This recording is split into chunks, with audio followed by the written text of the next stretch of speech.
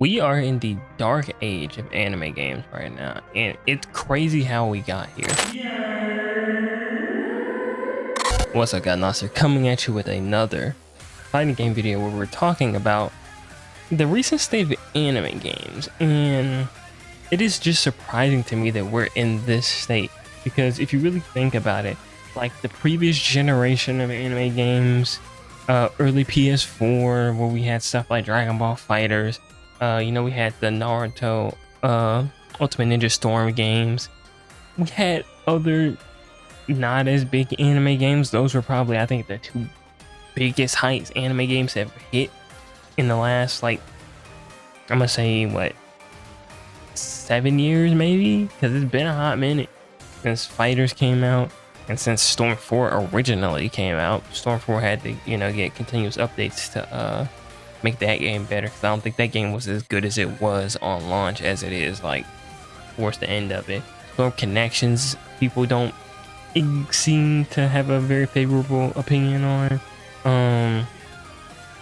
The only like anime game as of recently that I think has like done okay for what it is Genshin or Genkin Squadra, which is the Dragon Ball MOBA type game. But like besides that, Bleach, what's the Bleach game called, bro? Hold on, bro, I'm about to search this up real quick. Like, I know the name of the game, I just can't remember. Rebirth of Souls. I keep wanting to call Soul Resonance because I think that's another game, but Rebirth of Souls seems to be like the high quality polished anime game that just seem to either like not have certain things that people don't like about it, or just overall not kind of be what everybody wanted. Because Rebirth of Souls, I think, is probably, like I said, the best quality game. The story mode isn't just slideshows, which everybody complains about, but that realistically honestly doesn't matter, bro. Like, the story mode having slideshows is not making or breaking the game, being good.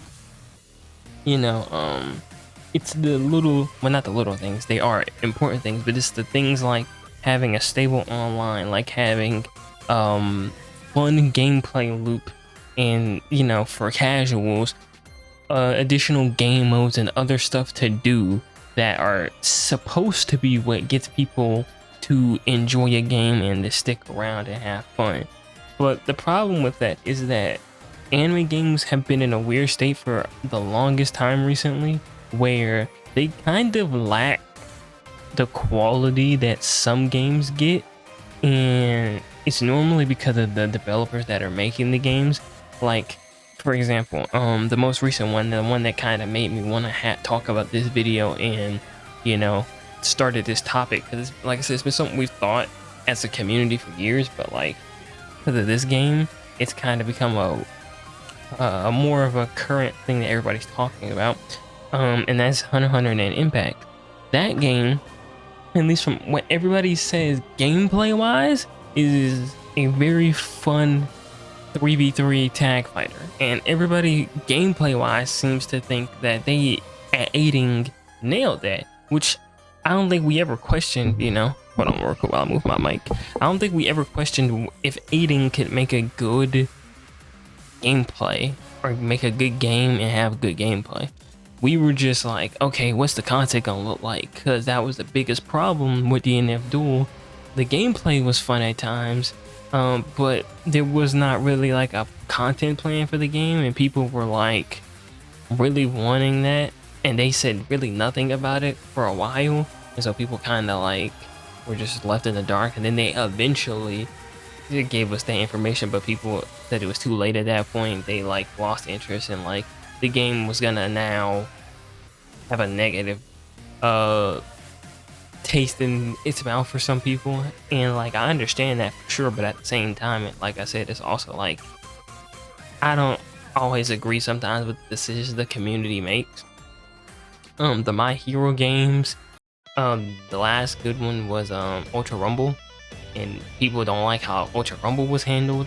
But fighting game, like the anime game, just genre, anime gaming, up and down at times. Sometimes had some ups, sometimes had some downs. The anime fighting game genre is in the fucking dirt, bro. The only thing that we have coming up that potentially can do some good is the Demon Slayer Hinokami Chronicles 2, because Sparking Zero didn't work out, and that game is not what people want. Genkin Squadron could be what people want, and could be potentially the next like big Dragon Ball game that hopefully lasts for a while and people seemingly go to and have fun and don't just say, oh, it fell off, it died. Because Sparking Zero, in my opinion, has some unrealistic expectations that, you know, people were gonna like try their best to make it live up to those. But then when it eventually got to that point where a lot of people didn't feel that way about the game, it was gonna be like a smack in the face hard truth type of situation.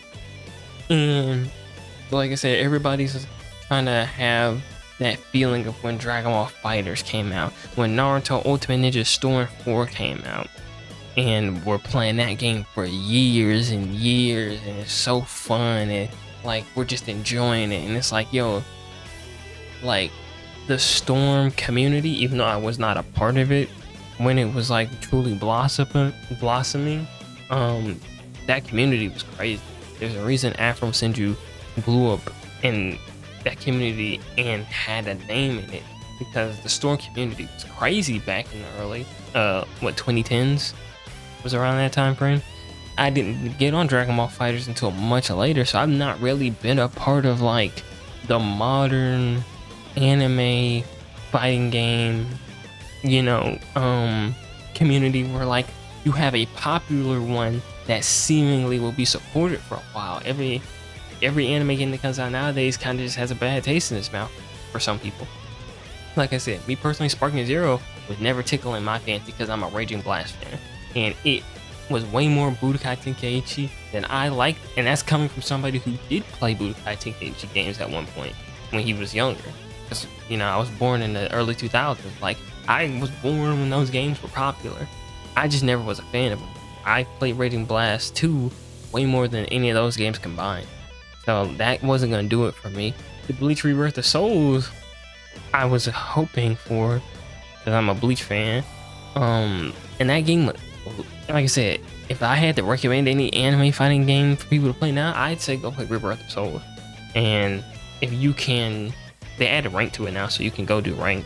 If you can enjoy that game and get used to the character that you want to play and potentially try other characters, I think that's a solid one. I don't know, like, if you're trying to be a YouTuber content-wise, if that's a smart move to go pivot to that game, because we don't know what's going to happen with that game. The 1,000-Year Blood War is still going on, and obviously they're going to add content to that. So potentially might be a good pivot if you're, you know, wanting to be a content creator for that game. I was hoping the Hunter x Hunter game would, you know, be talked about a lot more positively, but the biggest problem with that game is not seemingly from what people are saying, the gameplay. It is the online was, you know, having problems, and a lot of people were having bad impressions of it and trying to get refunds from it, but then other people were having good impressions of it and like saying that their online experience wasn't as bad as others. And they did address it in like a post, so I don't know if they've like done updates to the game to fix that, because I know they did one, I think, on PlayStation, but on PC I don't know if they've dropped the patch that has majorly fixed those problems or if they're still working on it. But that's gonna be one of them things where people are now gonna be like, oh, the Hunter x Hunter game is ass. Why? Because it had ass netcode for, like, you know, future or hindsight, it could have had bad netcode for the first week. They fixed it, but the fact that it dropped with that, people are now gonna write it off and, you know, pretend it was a terrible game from the start. And it's like, no. Gameplay wise, it actually seemed solid, and a lot of people, well, not me and my homie. Me and my homie Joe kind of felt weird about it, but we never really like sat down and like truly gave it a solid try. But like when we played the demo for it, it just didn't feel right to us. But yeah, like I said, the only up and coming anime game that I can think of is the My Hero game, which I don't know if I'm gonna play that, but that one could be interesting. That one could be good, but I don't know if it's gonna hit Dragon Ball FighterZ levels. And then there is the Demon Slayer Hinokami Chronicles, which I don't know how I feel about that. I gotta see like what they say about like lobbies and like online, because that was that game's biggest problem.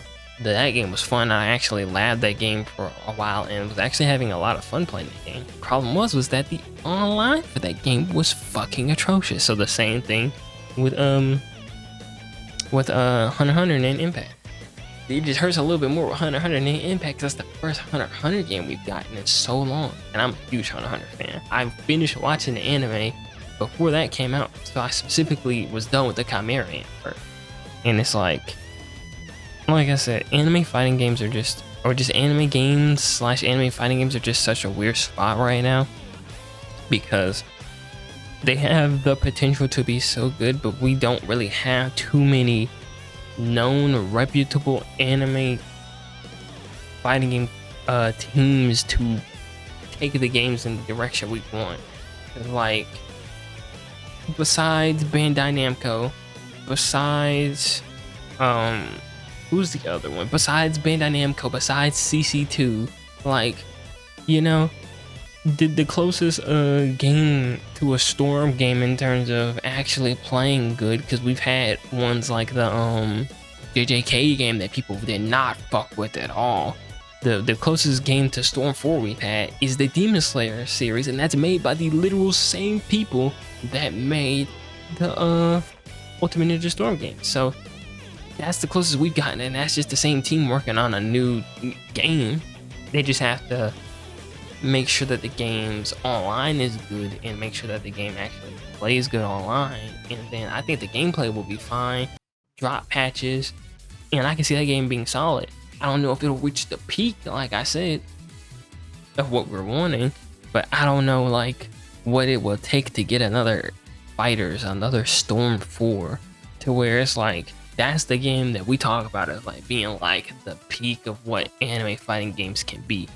Because for regular fighting games, it's is it MK9, is it MKX, is it Tekken, whatever for the Tekken fans, you know? Is it Street Fighter 6? Because Street Fighter 6, Street Fighter wise, seems to be like the Street Fighter that everybody can get into, and is like, yo, like this shit's fun.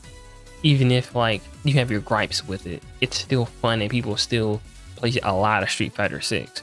What's that going to be for the anime fighting game community or anime gaming community in general? And I don't even like really know or know what they can do, because any new development team that wants to try to make something passion project wise, they have to work with a damn near Bandai Namco, because it's like no other team is going to get the budget that they need. They're not going to get the shit that they need to make a quality anime game to the standards of people in 2025, because people are a lot more picky now and a lot more I guess picky is the right word. I'm trying to think of another word, but basically they're not going for anything. They're not just going to take what you give them, which to a certain degree I understand that, but at the same time we didn't get Storm 4, you know, when Storm dropped.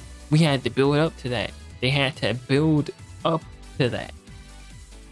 Storm, the CC2 didn't just make that fucking fire ass game at the start. They had to go through other games and get iterations of it and continuously get to that point.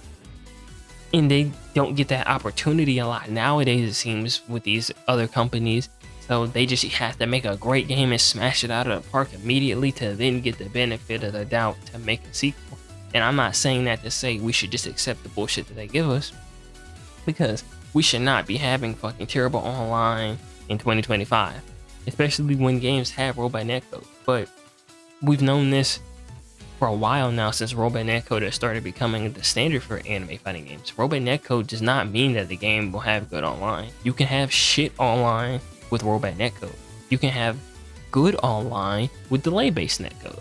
It's just rollback netcode is normally better, but at the same time, rollback has had its hiccups and its fuck up. We've seen that shit with like, at least for me, a game that had rollback that fucking like still did not play that great was Guilty Gear Strive. There were times when Strive where it did not play great, and that game has rollback. Rollback, and having rollback does not guarantee you anything. You just have to hope that they implement good rollback, or that you're one of the people that experiences consistent good rollback, because it happens sometimes. They work and they plan it and put the game together and have no problems, and then they put it out in front of everybody and something goes wrong. Shit happens. But on a scale like that, to where everybody was seemingly having a bad experience with the online, that just seems like they didn't do enough testing. They should have held like an online play test, you know, a network test.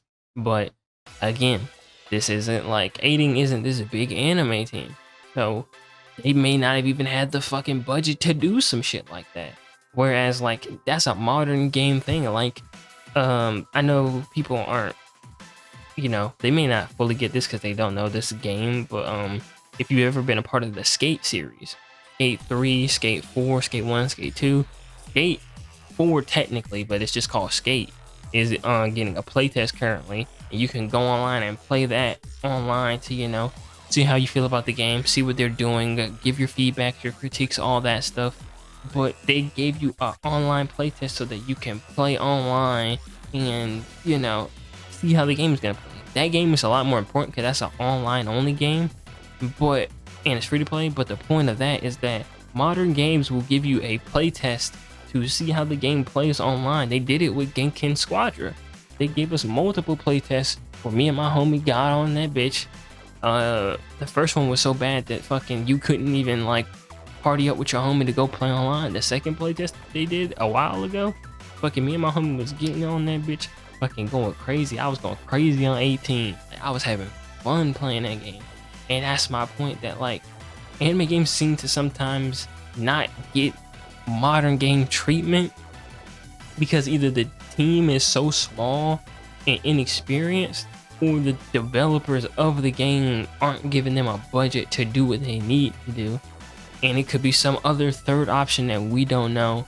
But the point is that it kind of needs to stop, because anime games are just like, they're just not dying, but like they're just floundering. We're not getting anything notable. We can't look to a new anime game coming out and be excited, because it's like, well, this game's just gonna have shitty online, or it's gonna be Sparking Zero, where they hype up a franchise that like, yo, this is what we wanted, and then it comes out, and then people are like, what the fuck is this? To varying degrees of understandableness, because Sparking Zero wasn't, you know, what people wanted. But at the same time, the idea in my head of Sparking Zero, or a modern Budokai Tenkaichi game, the way that people liked it back then, to some people wasn't even like something feasible. And I thought that myself. I'm like, you can't do certain things that you did in those games and just one-to-one copy paste it, put it in a modern game. That's not gonna get carried over, because why would you do that?